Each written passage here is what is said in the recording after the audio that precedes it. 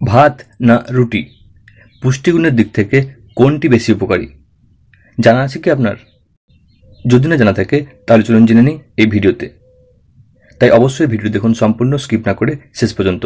আর রইল অনুরোধ, ভিডিওটি একটি লাইক দিয়ে তথ্যটি অন্যদেরকে জানানোর জন্য অবশ্যই ভিডিওটি আপনার ফেসবুক ও হোয়াটসঅ্যাপ গ্রুপে শেয়ার করার। শেষ কয়েক দশক ধরে ভাত রুটির দ্বন্দ্ব বেড়েই চলেছে। মূলত ডায়াবেটিসে আক্রান্ত রোগীদের সংখ্যা বৃদ্ধি পাওয়ার পর থেকেই ভাত রুটি নিয়ে সমানে চর্চা চলছে। কান পাতলেই শোনা যায় ভাতের অপেক্ষায় রুটি নাকি অনেক বেশি পুষ্টিগুণ সমৃদ্ধ খাবার। এখন প্রশ্ন হলো, এই তথ্য কি আদৌ সঠিক? আসুন জেনে নেওয়া যাক সে বিষয়ে বিস্তারিত। আসলে বাঙালি মাত্রই ভাত অন্তঃপ্রাণ, আর সেই বাঙালিকেই কিনা ভাত ছাড়া থাকতে হচ্ছে। ভাত খেলে মেদ বাড়বে, সুগার বাড়বে, শরীর খারাপ হবে, একাধিক ধারণা আমাদের মধ্যে বাস করছে। তাই ভাত ছেড়ে রুটির শরণাপন্ন হয়েছেন অনেকে। রুটি খেলে নাকি এই ধরনের সমস্যা থেকে অনায়াসে রক্ষা পাওয়া সম্ভব। তবে এই সমস্ত তথ্য কিন্তু সবই মুখে মুখে শোনা। পাড়ার কাকু জেঠুরা এই নিয়ে প্রতিদিন চায়ের দোকান গরম করেন। তবে এ বিষয়ে আমরা জেনে নেব সঠিক তথ্য কলকাতার বিশিষ্ট পুষ্টিবিদ কোয়েল পাল চৌধুরীর কাছ থেকে। 1. ভাত হলো পুষ্টির ভাণ্ডার। ভাত নিয়ে অনেকেই নাক সিটকান, তবে জানলে অবাক হবেন যে ভাত হলো পুষ্টির ভাণ্ডার। এতে রয়েছে folate, vitamin B3, phosphorus, zinc, magnesium, selenium, potassium, fibre ও কিছুটা পরিমাণে সুগার। এই সমস্ত উপাদান কিন্তু দেহের জন্য অত্যন্ত প্রয়োজনীয়। তাই প্রতিদিনের ডায়েটে ভাত রাখলে কোনো সমস্যা নেই। এই শস্য থেকে শরীর নিজের প্রয়োজনীয় পুষ্টি সংগ্রহ করে নেয়।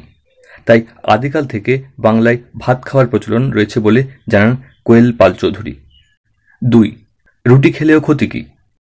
পুষ্টির বিচারে রুটিও কিন্তু কারোর থেকে কম যায় না। এটি হলো ফাইবারের খনি। তাই রুটি খেলে কোষ্ঠকাঠিন্যের সমস্যা অনায়াসে দূর করা যায়। এছাড়া রুটিতে রয়েছে folate, phosphorus, magnesium, zinc, selenium, potassium ও কিছুটা পরিমাণ সুগার। তাই রুটি খাওয়া স্বাস্থ্যের পক্ষে অত্যন্ত উপকারী। আর সবথেকে বড় কথা, আটার তৈরি রুটিতে শস্যের সমস্ত ভাগ রয়েছে, ফলে পুষ্টিগুণের বিচারে এর জুড়ি মেলা ভার। আটার রুটি না ভাত, কোনটা বেশি উপকারী? এই প্রশ্নের উত্তরে কোয়েল পাল চৌধুরী জানালেন, এই প্রতিযোগিতা অমূলক। ভাত ও রুটি দুটিই কিন্তু পুষ্টিগুণে ঠাসা। তাই যার যেটা পছন্দ তাই খেতে পারেন। আসলে অনেকেই ভাবেন ভাত খেলে বোধহয় সুগার বেড়ে যাবে, যদিও এই ধরনের কোনো ভিত্তি নেই।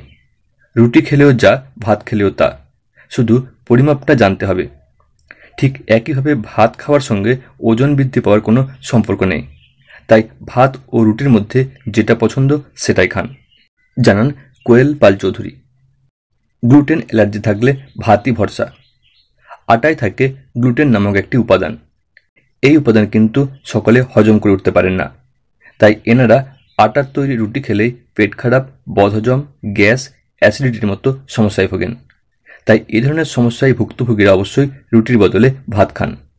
এই দুই খাদ্যের পুষ্টিগুণ প্রায় কাছাকাছি, তাই ভাত খেলে পুষ্টির ঘাটতি হওয়ার আশঙ্কা নেই। তবে একদম সাদা ধপধপে চালের ভাত না খাওয়াই মঙ্গল। বরং সুস্থ থাকতে একটু লালচে চালের ভাত খান। ভাত ও রুটি একসঙ্গে নয়। পুষ্টিবিদ কোয়েল পাল চৌধুরীর মতে ভাত ও রুটি একসঙ্গে খেলে অনেক সময় মাপের ঠিক ঠিকানা থাকে না। মানুষ এই দুই খাবারের মধ্যে ব্যালেন্স খুঁজে পান না, ফলে অতিরিক্ত ক্যালোরি গ্রহণ করা হয়ে যায়। এই কারণে ওজন ও সুগার দুই বাড়ে। তাই এই দুই ধরনের খাবার একদমই একসঙ্গে নয়। বরং দুপুরে ভাত খেলে রাতে খেতে পারেন রুটি। এই কম্বিনেশন মেনে চললে উপকার পাবেন। তো দর্শক বন্ধু, আপনি দুপুরে এবং রাতে কি খান অবশ্যই কমেন্ট বক্সে লিখে জানাতে ভুলবেন না।